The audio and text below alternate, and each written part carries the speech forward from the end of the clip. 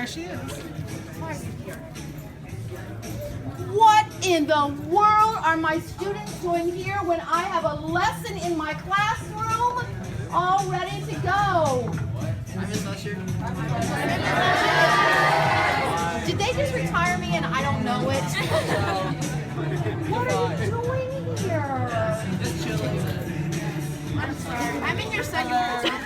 Oh my gosh. We have a little bit of a special moment for you. It's the last day of 8th grade. It's the last day of middle school. It's a big day for your kids, right? Yay! Thank you. It's said that there are moments that the words can't reach, but I won't let that stand in the way, and so I have a couple brief comments. So today, as the last day of school, we want to take a moment, and to you students, for each of you looking back, there are moments that define who you are, challenges that you struggled to overcome, people who encourage you to become more, to see more, and to believe more was possible. So today we celebrate a special woman. Students, you may not yet fully appreciate the wisdom and the encouragement and the gifts that she has shared, yet we pause on this threshold to return the gift. Mrs. Lesher, thank you for lighting a spark in us that will burn on into high school, into college, and beyond. Many parents begged you, one more year, don't retire yet, you have to wait, I have another kid. And we all feel truly blessed and truly thankful that you stayed and changed the trajectory of these 120 lives of the 8th graders that you had this year. So we reached out to students and to parents and to alumni and to your colleagues, and their outpouring of love and appreciation is reflected in the gift that we offer you today. So. Stop it, oh my God. Okay.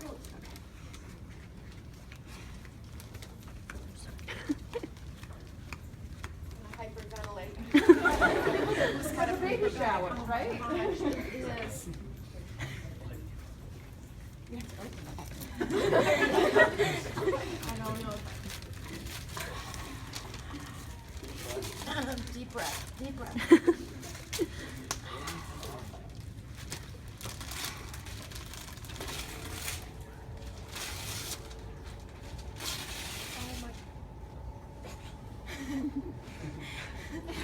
Deep breath again.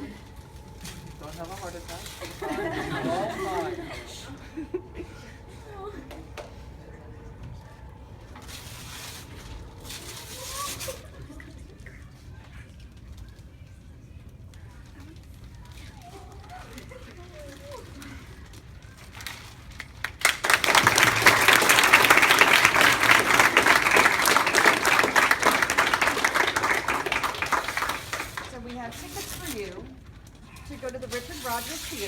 In New York City on Sunday, November 27th.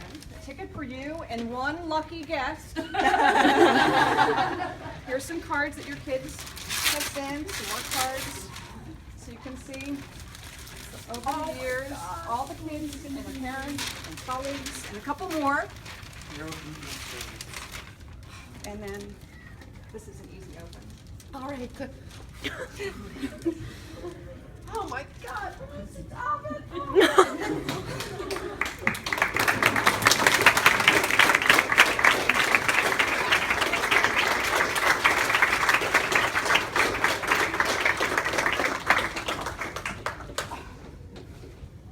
Let me send this over so you can drink it all in. Thank you. Thank you. I know, but this does not happen just with kids, so thank you very, very much. I do have a lesson for today. And the lesson does revolve around your futures and, you know, what I wish for all of you. And one of the big things that I want you to take from whatever you've gotten this year and in the years past is that you can make a difference in other people's lives. But you have to be willing to give of yourself. You have to be willing to do for others more than you are thinking about you. It's called selflessness. And if more people would think about others and not just think about how things impact them and, you know, what's in it for them, this world would be so much greater. You guys all had civics last year, and I lectured half of you yesterday about civic responsibility and what it means to be engaged in your country's future and to care about that. And I don't care if it's right or wrong.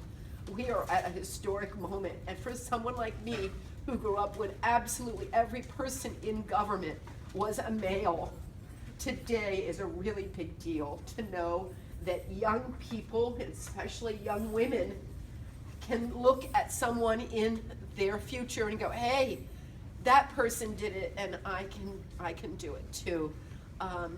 I graduated from high school and went straight to work, because when I graduated from high school, my family said, college is for men, not for women. You just need to get a job, get married, have kids, let your husband take care of you. That's what you do. And it wasn't until I was 30 years old and my husband, who started going with me when he was 15 years old. We were 15. What did we know about anything? But we knew we loved each other, and that's all that seemed to matter at 15, and it's all that matters today at almost 65. He supported me, and he said, you want to go to college? Go to college. And so I started out in business school because, you know, I wanted to make money. And then I was coming back from Disney World to South Carolina, and there was a piece on NPR about the fact that they needed teachers. Nobody wanted to teach anymore because all the women with brains who had been told when they were young, you can teach or you can nurse, were now becoming engineers and doctors and lawyers because the world had opened up to them in the 15 years since I graduated from high school. And I looked at my husband and he looked at me and I said, I want to be a teacher. It's all I've ever wanted to do was to be a teacher. At first it was my education that stood in my way because I couldn't be a teacher unless I was college educated. And then when I finally went to school, they looked at my transcripts and they said, you know, honey, we don't think that you're probably going to be college material, because I didn't take very many college level classes in high school because I wasn't going to college.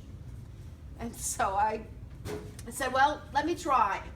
And I graduated in 2.5 years, 150-hour course load with a 3.87 GPA, which means I had 2 C's, and you guys all know what classes they were in. Math, yes. I look back and I said, hey, you know, they were wrong. Anything you think you can do, you are halfway there. And I believed that I was born to be a teacher. And every moment that I've had since I began teaching when I was 35 has told me that I made the right decision, because I still hear from students every week of my life, from kids that I taught 20 years ago, from kids that I taught 10 years ago, from parents, and yeah, so you can make a difference. And even when you don't think you're making a difference, you never know. 10 years from now, that kid's writing to you and going, you know, you were so hard on me. You know, you saw something that no one else saw, and I want to thank you for that.